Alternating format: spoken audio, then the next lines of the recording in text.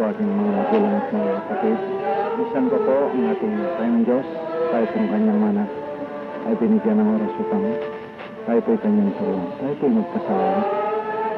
Marami pong salamat aming Panginoong Diyos sa biyayang inyo pong pinagkaloob at inyo pang ipagkakaloob sa amin sa inyong pagtuturo.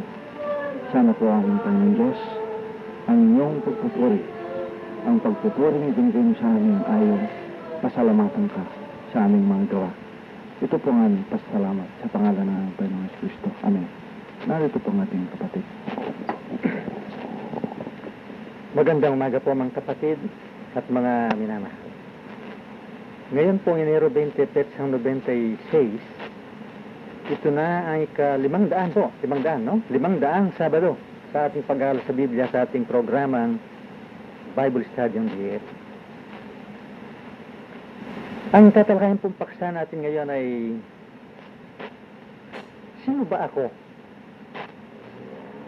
Kung napansin po natin ang ating Panginoong Diyos nang tawagin si Abraham, hindi pa Abraham noon, no? Abraham pa lang, nagpakilala ang Diyos. Basahin po natin ang Genesis 17:1. Narito po ang 17:1. At nang si Abram ay may 99 na taon, ay napakita ang Panginoon kay Abram. At sa kanya ay nagsabi, "Ako ang Diyos ng makapangyarihan sa lahat. Lumakad ka sa harapan ko at magpakasakdal ka." Nagpakilala po ang Diyos kay Abraham. Ang sabi niya, "Ako ang Diyos na makapangyarihan sa lahat." Pagpapakilala po ng Diyos kay Abraham, no?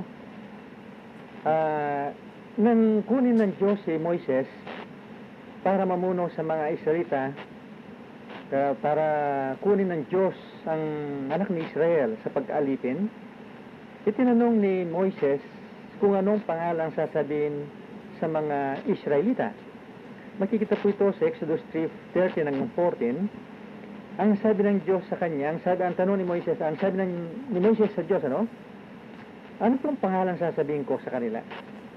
Nagsalita ang Diyos, ang sabi niya, sabihin mo sa kanila na ako ay si ako nga. Marami pong nag-iisip sa mga tao na ipinakilala ng Diyos ang kanyang pangalan, ako ay si ako nga. Kaya kung magtatanong po tayo sa mga tao, ano bang pangalan ng Diyos? Yan po ang isa sa sinasabi nila, no? Ako ay si ako nga. Kung mapapansin po natin sa Matandang Tipan, maraming pangalan ayon sa Diyos ang kanyang sinasabi. Sinasabing ito ang aking pangalan, no? Sinasabing ako ay yung mapanibugho. Ang sabi po ng ating Panginoon sa Exodus 34:31, no? At sa Song of Solomon, ang sabi doon, I am the rose of Sharon, the lily of the valley. Makikita rin sinasabi ng Diyos, ako ang pangalan ko ay Panginoon. At yun nga po sa Genesis 17:1, ang makapangyarihang Diyos. Huwag po natin kalimutan, ang Diyos hindi pa ibinigay ang kanyang pangalan noong lumang tipan. Siguro po baka ngayon lang natin narinig ito, no? Mga ilan sa nakikinig. Hindi pa po binigay ng Diyos ang kanyang pangalan noong lumang tipan. Basahin natin, brother, ang Isaiah 52:6. Narito po ang Isaiah 52:6. Kaya't makikilala ng aking bayan ang aking pangalan. Kaya't matatalastas nila sa araw na iyon na ako yung nagsasalita. Narito, ako nga. Sabi po ng Diyos doon, therefore my people shall know my name. Therefore they shall know in that day that I am He that speak. Behold, it is I. Kaya hindi po ibinigay ng Diyos ang kanyang pangalan noong lumang tipan, no? Binigay po ng Diyos na sa bagong tipan. Ngunit hindi po ito ang ating paksa ngayon. Matagal nating tinalakay ito sa ating pag-aaral kung ano ang pangalan ng Diyos. Ang ating pong paksa ngayon ay kung paano nagpakilala ang Diyos, ganyan ang kung paano nagpakilala ang Diyos dahil siya po ang dapat nating modelo, no? Ano ba ang ating pagpapakilala sa ating sarili? Yun po ang ating paksa ngayon, no? Sino ba ako? Kung ang Diyos sinabi niyang ako ay siya ko nga, ang tanong ay, sino ako? Lahat po ng nagbabasa ng Biblia, inaangkin na sila'y sumasamba sa isang Diyos lamang, no? Kaya ang sabi, Christianity is monotheism.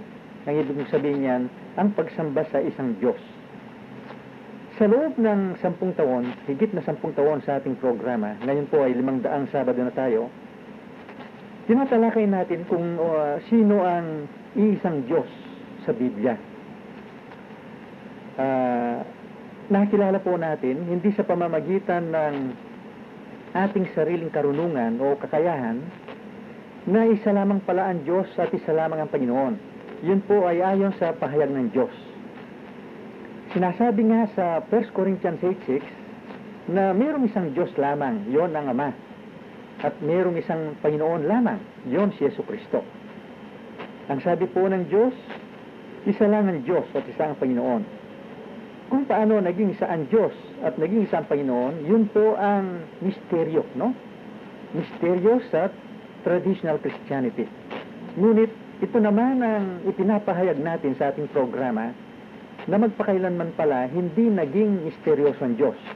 Dahil magbuhat sa Genesis hanggang sa Apokalipsis, makikita po natin ang pagpapakilala ng Diyos sa mga tao.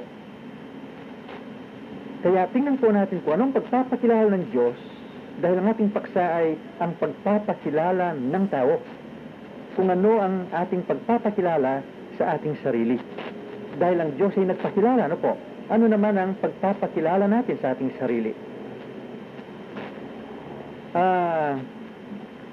For almost 2,000 years, traditional Christianity has been kept in the dark.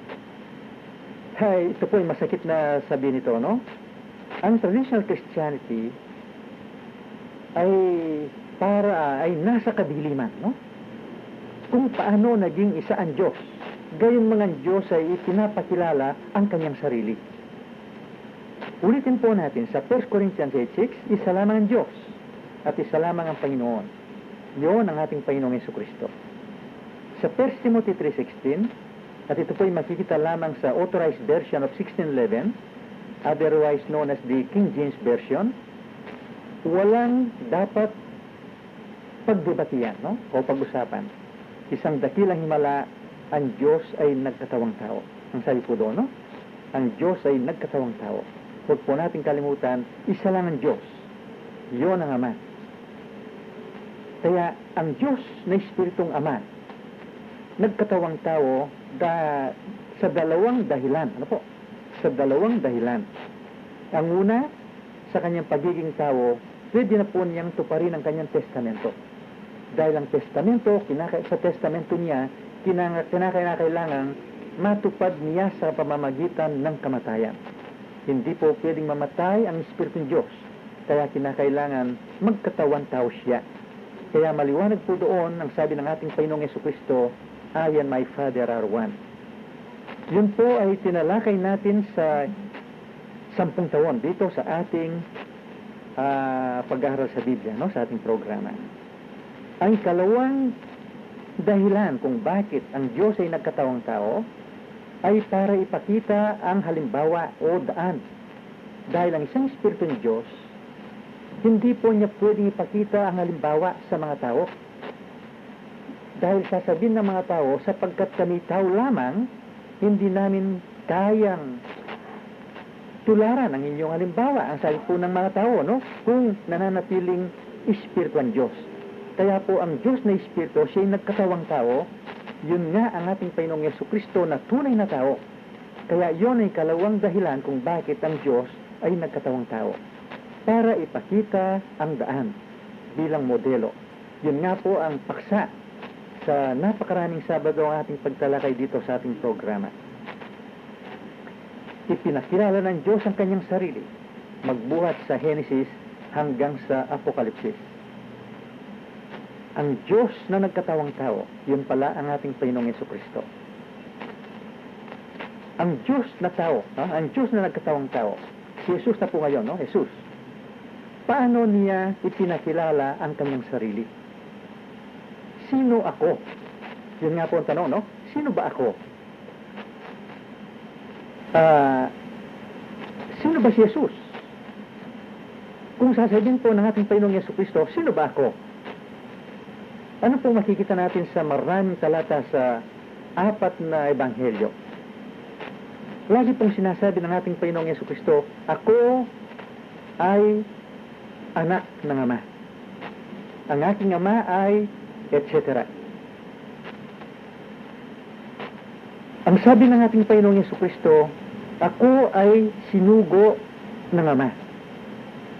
Yun po ang laging sinasabi, no? Ang pagpapakilala ng ating Panginoong Jesucristo sa mga tao ay laging sinasabi, ako ay anak ng Diyos ng inyong amang si Abraham. Ako ay sinugo ng aking Ama. Yun pong pagpapakilala niya, no? Ang pagpapakilala ng ating Panginoong Jesucristo sa kanyang sarili, kung mapapansin po natin, ay depende sa Ama. Sa makatuwid, ipinapakilala ng ating Panginoong Jesucristo o nakikilala ng ating Panginoong Jesucristo ang kanyang sarili sa pamamagitan ng Ama. Kaya, tingnan po natin ngayon ang pagpapakilala ng tao sa kanyang sarili. Ewan ko po kung napansin ng mga tao ito, paano natin ipinapakilala ang ating sarili? Siguro po ang mga tao tinitingnan to parang general, ano? Parang isa lamang. Sana po dapat nating makita ang line separating, no? Line separating social, political, and spiritual. Dahil kung hindi po natin makikita itong dalawang ang linya na mamagitan dito, magkakamali po tayo, no? Hindi natin makikita ang mensahe ng Diyos sa kanyang banal na aklat, ang pagpapakilala sa sarili. Anong pagpapakilala ng tao? Paano po ipinapakilala ng tao ang kanyang sarili? Sa social, no? Social, political, or economic. Kung ito po, obvious ito, no? Sasabihin ng tao ang kanyang pangalan, ang kanyang tirahan, ang kanyang civil status, ang kanyang trabaho, no? Kung siya po ay naghahanap ng trabaho, ipinapakita ang kanyang biodata, kung saan siya nag-aral, ang kanyang degree, ang kanyang diploma. Yun po, no? Yun ang pagpapakilala ng tao sa kanyang sarili kung siya yung mahanap ng trabaho. Sa politika naman, kung ipinapakilala po ng tao ang kanyang sarili sa politika o sa social gathering,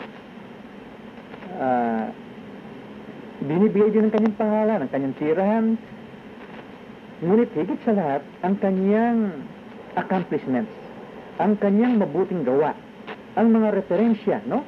Ang kanyang koneksyon sa mga prominent tao, ang mga citations, awards, degree, diploma. Yun ba'y masama? Hindi po masama yan. Standard yun, no? Kinakailangan yan. Yun po ay kailangan yan, no? Ngunit kung mapapansin po natin, yung palang pagpapakilala ng tao, yan ay nakapatungkol sa kanyang physical na buhay. Physical na buhay, no po? Kaya, yun ang pagpapakilala ng tao sa kanyang sarili sa physical na buhay. At ganyan din tayo, ang mga tunay na Kristiyano, kung ipapakilala natin ang ating sarili sa ating physical na pamumuhay, yun din ang ating gagawin. Huwag po natin kalimutan na ating physical na buhay ay hanggang dito sa lupa lamang. Pagkamatay ng tao, yun po ay mananatiling memories na lamang, no? Alaala na lamang. Kaya memories last. Mayroon pong katapusan ang memories. Halimbawa, siguro po si Julius Caesar sa kanyang kapanahunan, siya ang kinikilalang parang hari ng mundo, no? Memories na lamang ang natitira kay Julius Caesar. Si Nero, si Carlo Magno, Charlemagne, Napoleon Bonaparte, at iba't ibang great men of the world. Kaya po siguro nakita natin ngayon ang pagpapakilala ng isang tao sa kanyang sarili, sa larangan ng politika, social, economic, o sa physical na pamumuhay. Ngayon, paano naman ang pagpapakilala ng tao sa kanyang spiritual na pamumuhay? Siguro po hindi man napansin, brother, siguro hindi man napansin ng mga tao ito, no? Anong palagay mo, Brad? Napapansin ba ng mga tao? Yan yung sinabi natin kanina, no? Matagal kong nakasama ang isang pastor, Brad, walang tinalakay dito. Para Walang ganyan. binanggit, walang napansin dito. Wala, hindi po. Para po hindi napapansin, no? Huwag po natin kalimutan ang ating kapahayagan, no? Ay ang ating sinisigaw, brother. Ang ating sinisigaw po, ang aming sinisigaw dito sa ating programa ay ang kagalingang ibinigay ng Diyos sa amin, ang paggaling, no? Dahil kami po yung mga bulag, no? Kami po yung mga bingi noon. Kaya ang aming sinisigaw ay binuksan ng Diyos ang aming mga mata. Kaya ngayon ay nakakakita kaming marami na parang hindi nakikita ng tao. At binuksan ng Diyos ang aming tenga na noon hindi po namin narinig ang salita ng Diyos. Ngunit ngayon ay napakaliwanag at naunawahan namin. Tingnan po natin ngayon ang pagpapakilala ng tao naman, no? Sa espiritual na bagay. Ipinakilala ng Diyos ang kanyang sarili. Kayo pong nagbabasa ng Biblia, yun ang ating nakikita magbuhat sa aklat ng Genesis hanggang sa Apocalypse, ipinapakilala ng Diyos ang kanyang sarili. Kaya ang sino man tao magsasabing misteryo ang Diyos, brother, nakikita ba ang nakikita ng mga tunay na Kristiyano? Hindi, ano? Dahil ang tunay na Kristyanismo po, ang nakikita nila ay ang pagpapakilala ng Diyos. Pagpapakilala ng Diyos, huwag po natin kalimutan yan. Kaya by divine revelation, ang mga pinili ng Diyos, nakikilala ang Diyos, hindi po ayon sa kanilang sariling karunungan o kakayahan, ipinakita po ng Diyos yan kay Pedro, kundi ayon sa pahayag ng Diyos. Kaya nakilala namin ang Diyos sa pamamagitan ng kapahayagan ng Diyos. Paano natin ipapakilala ang ating sarili? Kung ang pinag-uusapan ay ang spiritual nating buhay.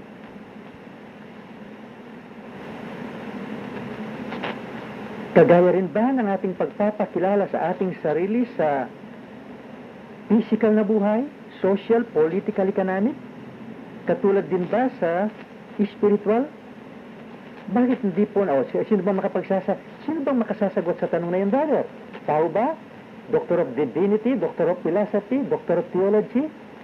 Ang Diyos lamang sa pamamagitan ng kanyang salita po ang pwedeng sumagot sa mga tanong na yan po. Kaya ito rin ang aming sinisigaw, wala po kaming kinikilalang human authority rito, no? Ang aming kinikilala rito ay ang makapangyarihang salita ng Diyos na siyang pwedeng sumagot sa mga tanong. Kaya paano po dapat ipakilala ng tao ang kanyang sarili kung sa spiritual na bagay ang pinag-uusapan? Ang halimbawang ibinigay po ng Diyos sa atin. Tingnan po natin muna si Moises. Paano nakita ang kanyang sarili? Paano, dahil ang pagpapakilala po natin sa ating sarili, brother, ay yung pagkakilala natin sa ating sarili, hindi ba?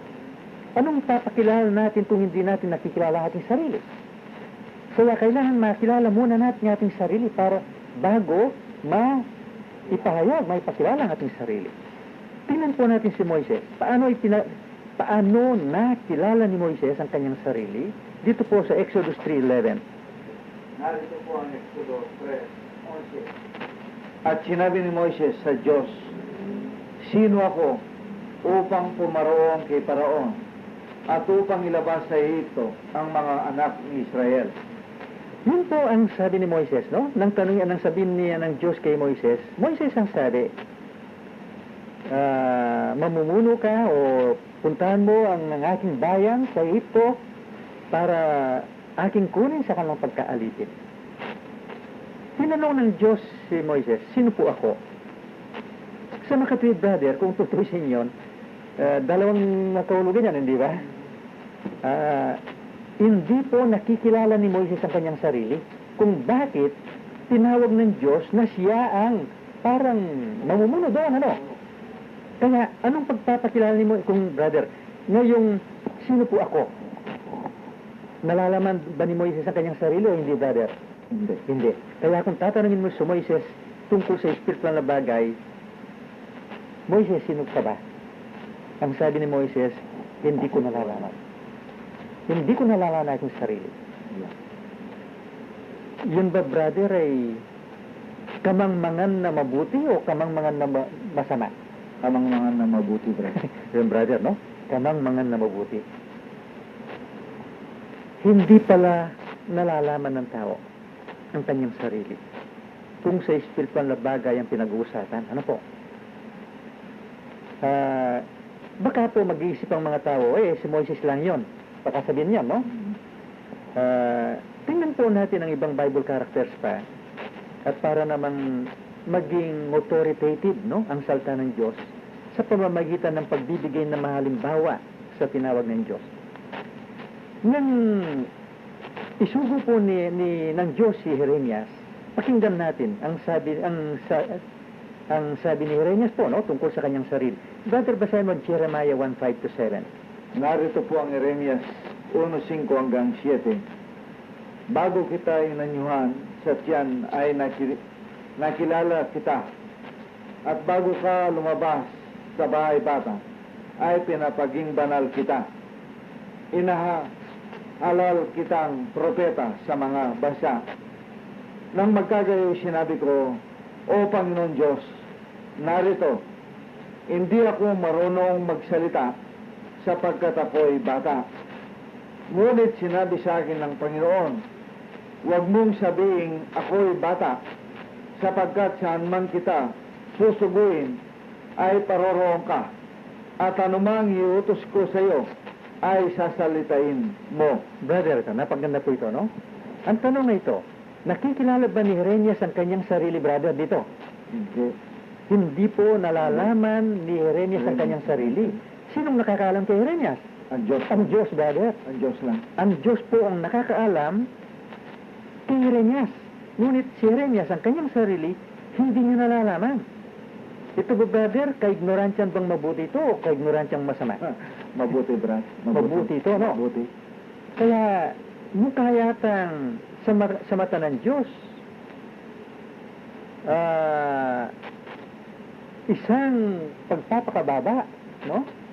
Kung hindi natin nalalaman ang ating sarili. Ano, brother?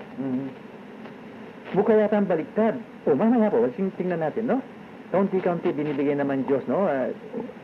Ewan ko po, meron bang mukha yata ang lahat ng binibigay ng Diyos dito, brother, maliwanag, ano?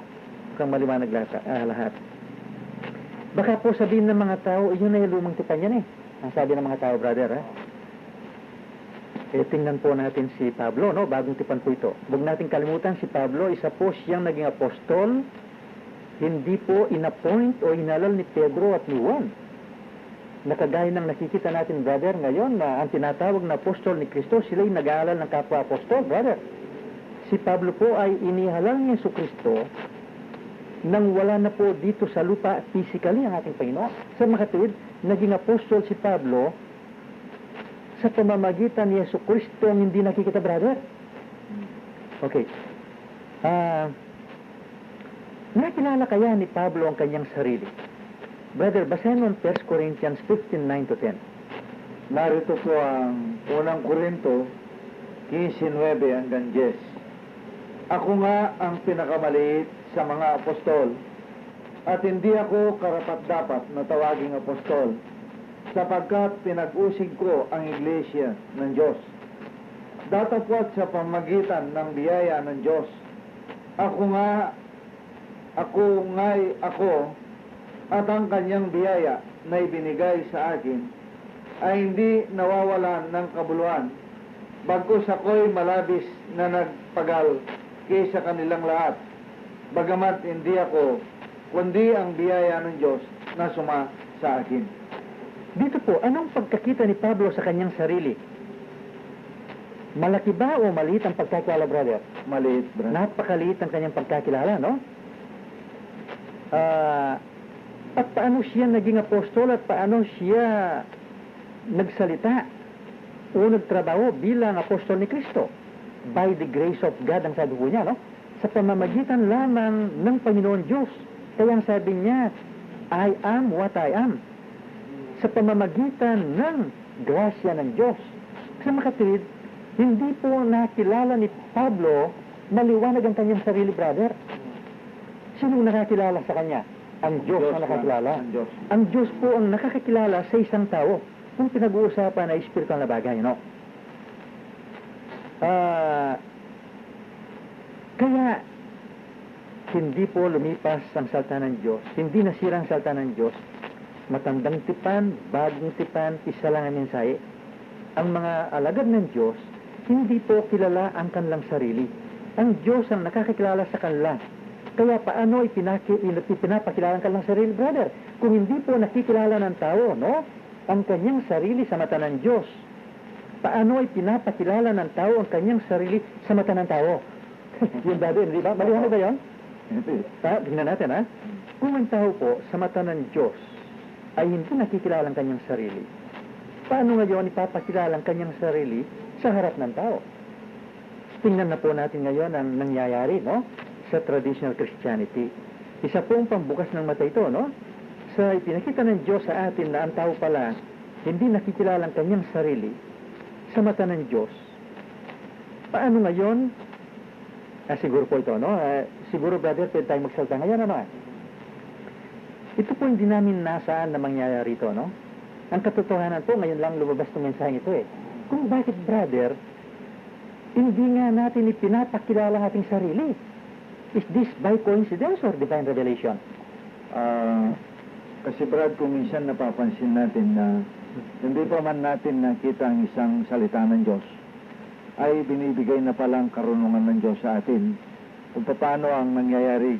Ganito rin, na siguro ganito rin ang nangyari doon sa binigay nating halimbawa, na sa hindi nila alam, hindi nila nakitang may karunungan sila o nakita ang kanilang sariling pwede sila sa Diyos.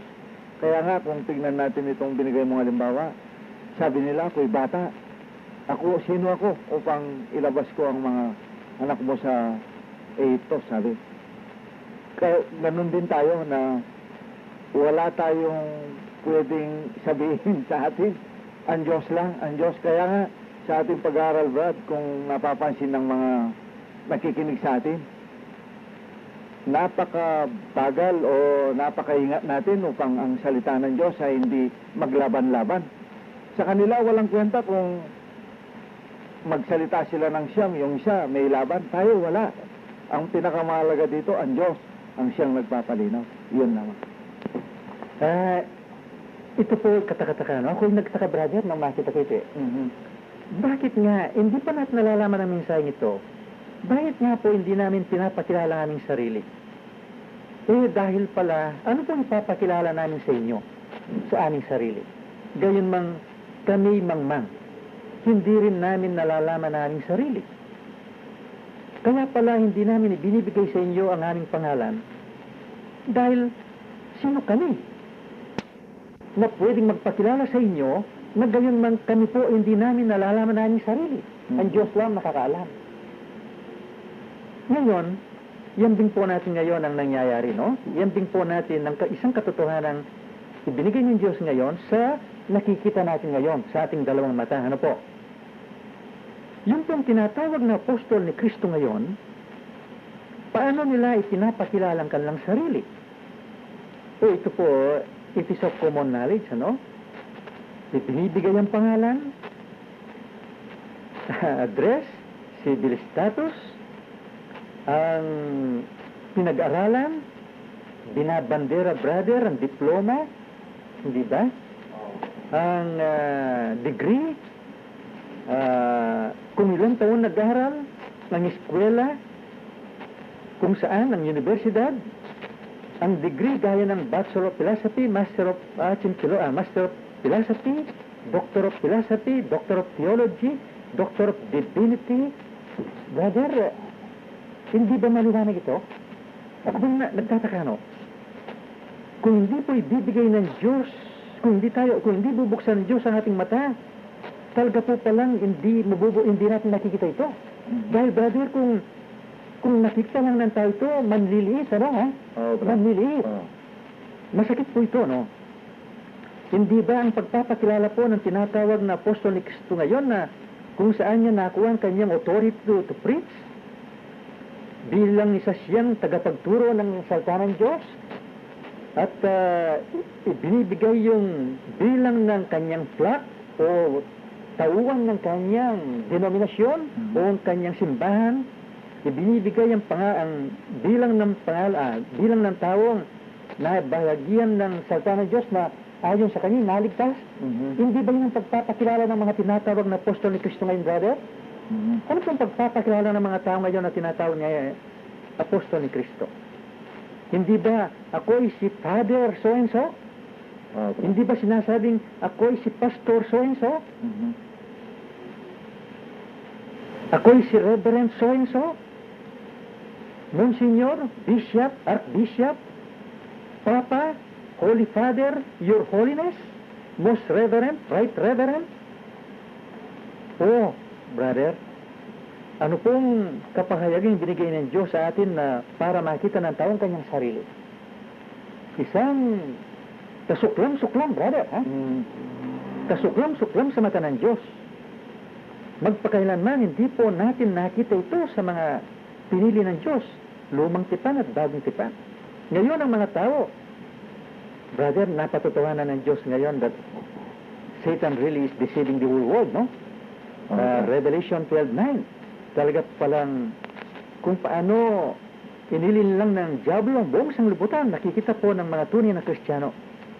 Baliktad na baliktad ang ginagawa ng mga tao, no? Sa kapanahonan po ng ating Panginoong Jesucristo, bakit rinebuke, brother?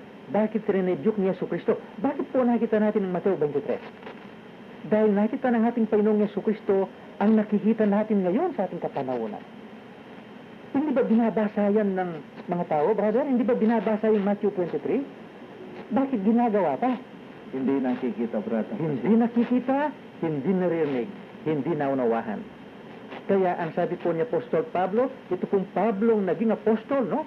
Hindi po hiyal ni Pedro yan, ni Juan, ni Santiago, o ni Andres. Kundi Pablo naging apostol by divine appointment. No? Ito pong sabi ni Pablo, Ephesians 4:18, brother. Narito po ang Efeso 4:18. Nasa kadilimang ng kanilang pag-isip ay nangaiwalay sa buhay ng Diyos dahil sa kaangalang nasa kanila, dahil sa pagmamatigas ng kanilang puso. Yun po, no? Basahin po natin sa English at napakasakit ang sabi ni Pablo rito.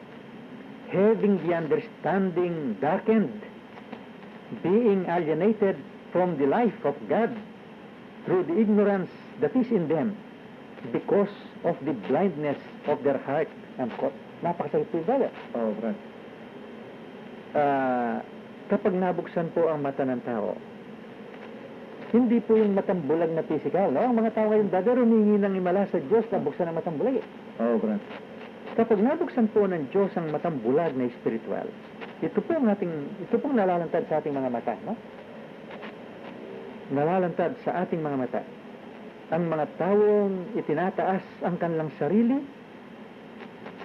itinataas ng tao, brother. Sa kapanahonan ni Kristo, itinataas ng mga eskribas at pariseos ang kanilang sarili, hindi ba itinataas ng tao? Itinataas ng tao. Pinupuri ng mga tao sa mata ni Jesucristo. Suklam sila. Ano, brother? Kasuklam sila, brad. Itinataas Pong sabi niya. sa lahat po ng tao, no? Sa lahat ng taong sa kapanahon ni Jesucristo, sinong tinawag na ulupong at ahas? Ang mga eskrib at pariseo, Yun po, no? Kaya, napakasakit po ito, no? Kung hindi lang matigas ang puso ng tao, brother, madudurog. Tagalog ba yan? Madudurog, no? Sa napakabigat at talim at kapangyarihan ng salita ng Diyos.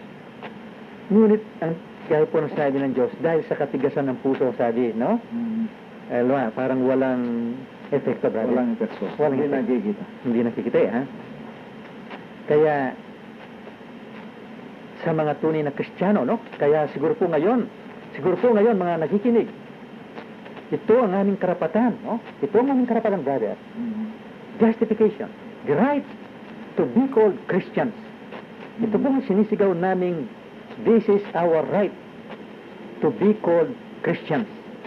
The Christians of Angeles. Brad, may natatandaan ako. Huwag mong kalimutan ang Sige. gusto mong anuin. Dahil noon po na bago-bago ako dito, sa hindi po alam ng mga station manager dito o yung mga empleyado dito, nababanggit ang pangalan ng kapatid. At ewan ko po kung napapansin nila, ayaw naming ipabanggit ito. Nakabaliktaran po doon sa mga iba. Sila naman gusto nilang marinig ang pangalan. Ito pala po ang mensahe. Ito po ang buhay na salita ng Diyos.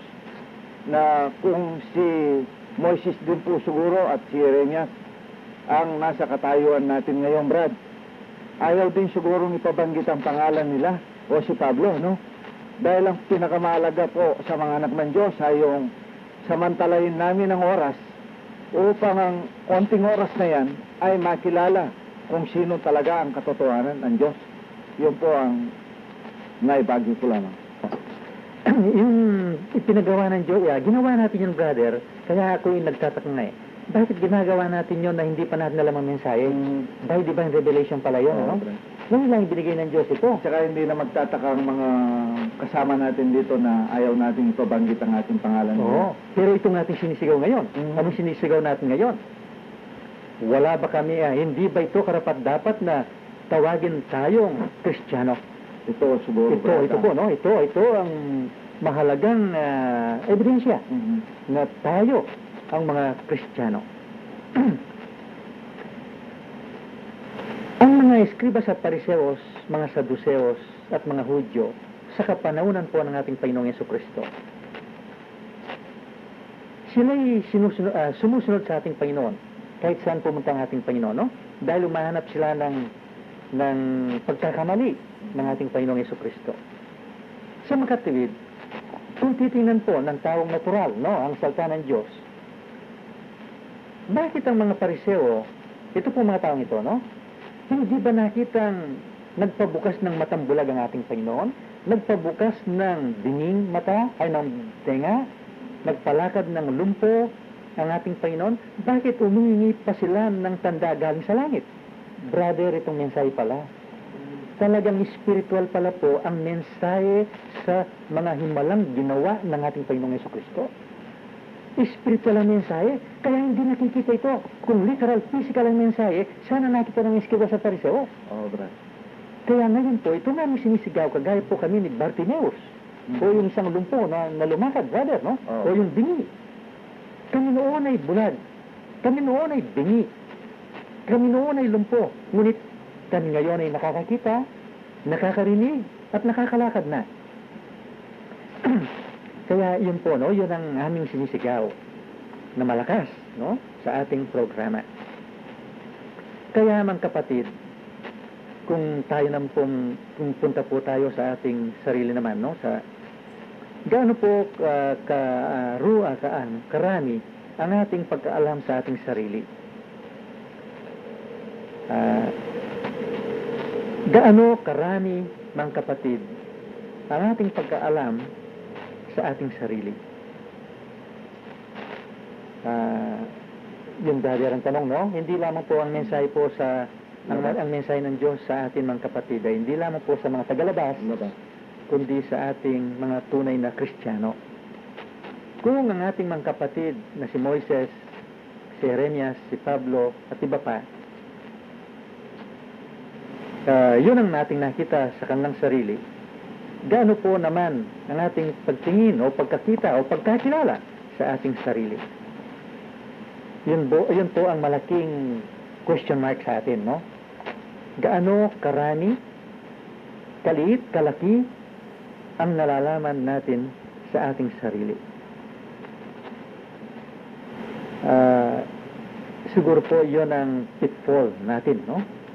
Kung paano po naging pitfall ng mga tagalabas, dahil po ito'y salita ng Diyos, hindi kaya rin natin magiging titpol ito kung ipinapahayag natin ang ating pagkakilala sa ating sarili, gayon man tayo'y mangmang sa ating sarili. Pwede mong basahin mo, brother, ang Galatians 6:3.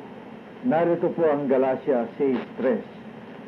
Sapagkat kung ang sinuman ay nag-aakala na siya ay may kabuluhan, bagaman siya ay walang kabuluhan, ang kanyang sarili ang dinadaya niya. Kaya ito pong babalang binigay ng Diyos sa atin, mga kapatid. Kung akala natin tayo na ay may kabuluhan, no? Gayon mang sa mata ng Diyos pala ay wala pa. Nilinin lang natin ating sarili. Kaya hindi po ang pagkakilala natin sa ating sarili, hindi po yun sa pamamagitan ng bilang ng taon na nakikilala natin ang Diyos o bilang ng taon na tayo nagbabasa ng Biblia. Hindi pala yun, ano, brother? Ang ating pagkakilala sa ating sarili, hindi yon sa bersikulong nalalaman natin sa Biblia. O yung mga taong nakikinig sa atin. O yung mga papuring binibigay ng Diyos sa atin. Mga kapatid na brother. Sa mga kapatid na, no? Mga kapatid na. Nakapatid na po ito. O ang ating material, financial, physical superiority over our brothers and sisters. How do we look ourselves before our brothers and sisters?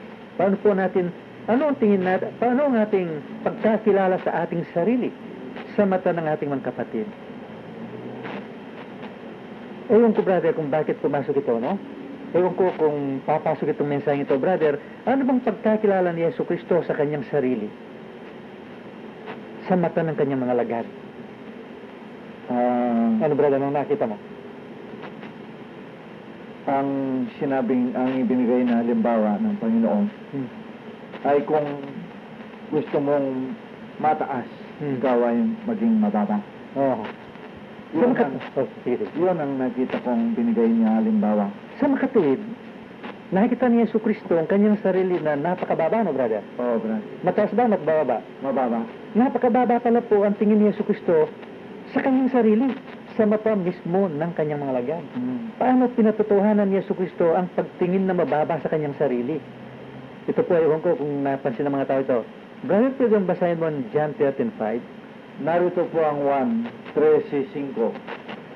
Nang magkagayoy nagsalin ng tubig sa Karmel at pinasimulang ugasan ang mga paa ng mga alagad at tinuskos ng tuwalya na sa kanya'y nakabigkis. Ano pang pagtingin ng mga tao rito, brother?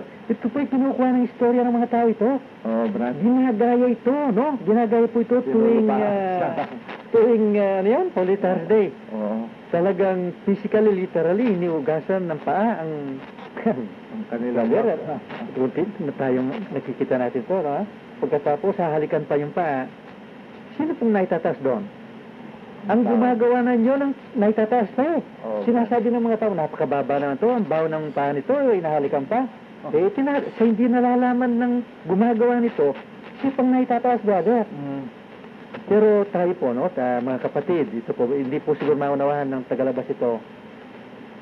Ano pong nakita natin sa ating Panginoon dito? Kung paano pala nakita ni Jeremias, yung mga Bible characters, dahil ang ating Panginoong Yesu Cristo siya modelo, hindi ba? Nakita ng ating Panginoon bilang modelo na siya'y napakababa. Mababa sa harap ng kanyang mga lagad. Kaya inugasan ng kanyang paa, ang kanilang mga paa. Ang nakita ko, brother, na mensahe rito, hindi ba, bakit hindi inugasan ng ating Panginoong Yesu Cristo ang ulo o ang kamay, kundi ang paa? Dahil pala ang paa, no, ng mga lagad, yun ang nakadikdik ba yun, brother? Nakadikit sa lupa. Sa lupa. Yun ang madaling magkasala. Ganyan. Ang lupa ang sumisimbolo sa tao, hindi ba, brother? Yun, hindi po maunawahan ng tagalabas ito eh. ang paa ng alagad ay ba yun? May contact sa lupa. Oo, bro. Ang lupa ang sumisimbolo sa tao, no? Mhm. Ang tubig, yun po, alam natin, yun ang sumisimbolo sa salita ng Diyos. Kaya sa pamamagitan ng salita ng Diyos, mahuhugasan ang paa na naka-contact sa lupa. Yun pala po ang human nature ng mga alagad. Yun ang nakita ko, brother, eh. Mhm. Ang panghugas ng tubig sa paa, yun pala ang paghugas ng salita ng Diyos sa mga alagad para maalis ang dumi ng kanilang human nature, brother. Mhm. Dahil nakadikit yun sa lupa, hindi ba? Mhm. Mga kapatid, ang sagot po ay oo. Malaking oo pa. Dapat po malaking oo, no? Dapat malaking oo ito. So, gumagamit ba kayo ng tubig at saka tuwalya at saka yung brother? Planggana ba yun? Planggana. Ang sabi po natin, hindi. O paano nihugasan ng paa ng inyong kapatid? Ang sagot po natin ay sa pamamagitan ng tubig, walang iba kundi ang salita ng Diyos. At ang salita ng Diyos na ipinamumuhay namin bilang isang Kristiyano, makikita naman kapatid, doon pala mahuhugasan ang kanilang makatawa. Okay, brother? Okay ba yan? Sa pamamagitan pala po ng tubig, o salita ng Diyos na nakikita sa ating mga buhay bilang isang Kristiyano, kaya hindi natin nalalaman na huhugasan natin ang paa ng mga kapatid. Yun po nakita po. Kaya,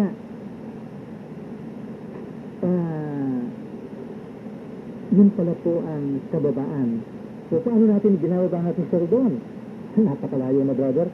Sa tingin mo ng tagalabas ko, napakalayo na, no? Yun pala po ang tunay na kababaan. Ang pagkakita naman kapatid sa ating buhay, kung nasa atin ang tubig, brother, pwede bang hugasan ng tubig kung wala ang tubig sa atin? Hindi pwede. Hindi pwede. Kailangan nasa atin yung tubig. Hindi ka pwedeng magugas kung wala kang tubig. Paano natin sinasabing nasa atin ang tubig? Yun na sa ating buhay. No? Kaya po sa pagtingin naman kapatid sa ating buhay, so hindi natin nalalaman sa mata po ng Diyos, dahil hindi sa mata ng tao tayo tinitingin, nahuhugasan pala ang dumi ng Espiritu na sa atin. Kaya, brother, napalayo na ito, no? Saan ngayon yung sinasabi ng pseudo-Christians, no? Pseudo-apostles? Gawin mo yung aking sinasabi, ngunit huwag mong gagawin ang aking ginagawa. So, ba yan? Hindi pwede. Napakalayo. Galing lang sa tawang. Yun ang basura sa mata ng Diyos. Brother, Gumagawa siya ng parang exception. sa kanyang sarili. Oo. Yung pala po, basura, no? Yun ang tayo sa mata ng Diyos. Kaya yun naman ang narinig natin sa tinatawag na apostol ni Kristo. Kaya mag-ingat tayo, brother, baka tayo rin mga Kristiyano, baka mangyayari din ito, no? Oo. Kaya iba na po yung binuksan na tayo ng mata ng Diyos, nakikita na natin to, no? Kaya pwede nang iwasan dahil nakikita natin ito. Ipinakita po ng Diyos sa atin na dadalawa palang klase ang pagka-ignorante sa ating sarili. Ang hindi natin pagkaalam sa ating sarili ay dalawa palang klase. Ano po? Isang mabuti at isang masama. Ang mabuti, yung pong tinalakay natin kanina, no, na kung hindi natin nalalaman ang ating sarili, yun pala yung napakabuti. Dahil ang Diyos ang magpapakilala sa ating sarili. Hindi po natin pwedeng ipakilala ang ating sarili dahil hindi natin nalalaman ang ating sarili sa mata ng Diyos. Ngunit, meron namang kaignorantiyan sa sarili na napakasama, brother. Kaya tingnan natin po, no? Merong kaignorantiyan o kamangmangan, brother, no? Merong kamangmangan sa sarili na napakasama naman, brother. Hindi na po pinag-uusapan ng outsiders. mga para sa atin na ito mga kapatid, no? Meron ba tayong makikitang kamangmangan sa ating sarili? Dahil sa kamangmangan sa ating sarili, yun pala'y napakasama. Kaya malilito, brother, ang tagalabas sa ating pag-aaral, hindi ba? Oo. Anong pinagsasabi ito? Akala Kamangmangan? nila, Brad, dinaragdagan na natin. Itong Hindi nila nakukuha eh. ito palang pag sinasabing pagdaragdagan, no? Oo, hindi nila nakukuha yung spiritual na mensahe. Yung malalim na mensahe. Mm. Oo, kaya nga, kung anong nakita ng mga tao ngayon na sinisira ni Yesu Cristo ang kautusan, Oo. ganyan ang pagkakita sa atin Oo. na sinisira ang salita ng Diyos. Kapag liliwanag ng ating Panginoon ang kanyang salita, doon siya tinatawag na may demonyo. At saka, brother, sinisira ang kautusan eh. Mm. Hindi ba? Mm. Sinisira ang kautusan ni Moises. Oo. Ang sabi ng ating Panginoon, hindi ko dumating ito para sirayan eh. Oo, sabi sa atin, dinadagdagan mo. Hindi nakikita. Ito po, no? Tingnan po natin ang mga halimbawa na binigay ng Diyos sa atin na ang kamangmangan sa sarili na napakasama, no? Nang si Pedro magyabang, brother, na hindi pagkakailang ating Panginoong Jesucristo hanggang kamatayan,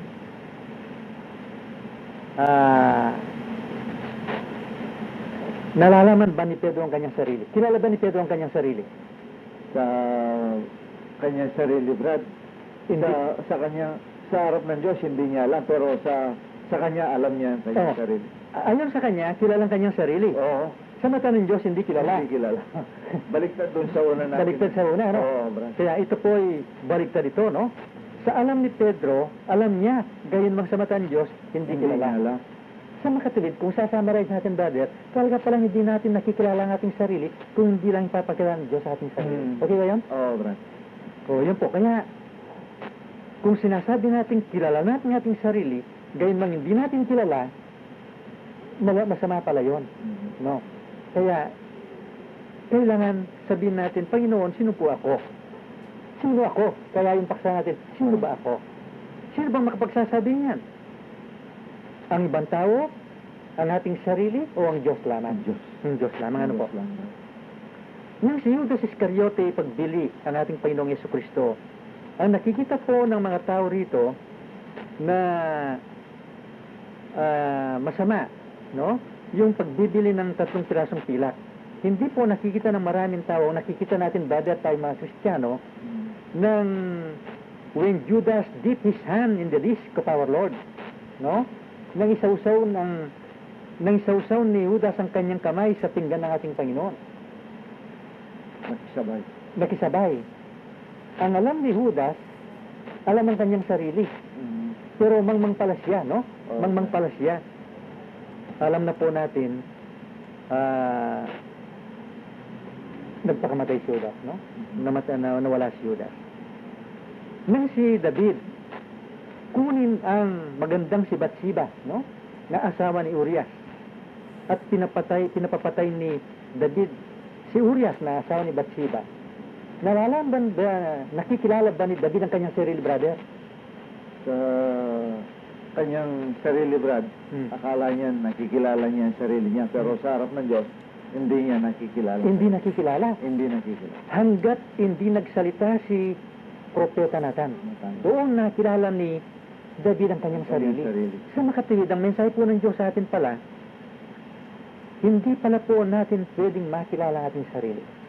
Hanggat hindi ipakilala ng Diyos sa atin ang ating sarili. Si Saul, no? Hindi po naalis ni Saul ang kanyang pagkainggit at pagkamuhi kay David. Ganyan, pare-pareho lang ito, brother, no? Mga halimbawa na lang ito. Kaya, hindi pala natin nalalaman ang ating sarili. Kaya ang mensahe po, siguro lalong nagdiin ang mensahe ng Diyos dito sa Matthew 7:5, brother. Matthew 7:5. Matthew 7:5. na may yung Ako pong hinaharap ng kapatid, basahin ko muna sa English, no? Quote, "Thou hypocrite, first cast out the beam out of thine own eyes, and then shalt thou see clearly to cast out the mote out of thy brother's eye." Unquote. narito po ang Mateo 7:5. Ikaw na mapagpaimbabaw, alisin mo muna ang tailan sa iyong sariling mata, at kung magkagaloy, makikita mo malinaw ang pagkaalis mo ng puwing sa mata ng iyong kapatid. Yan po, no? Ay, Alsur na pala, brother, no? Ito po nga ang kapatid na pala. Purihin po ang ating Panginoon Diyos sa mga bagong nakikinig ngayon. Na sana kung paano po namin ninanais sa aming mga puso na sa mga kokonti ay mabuksan ang kanilang mga matang spiritual. Ganyan din po sa loob ng Iglesia ng Diyos. Kung paano po ang mga halimbawa na sa akala natin, kilala natin ang Panginoon. Kilala na natin ang ating sarili. Subalit, kapag tayo pala po ay lumalaban dito sa kanyang salita, sabi nga ni Pablo, tayo ay parang dinadaya natin ang ating sarili.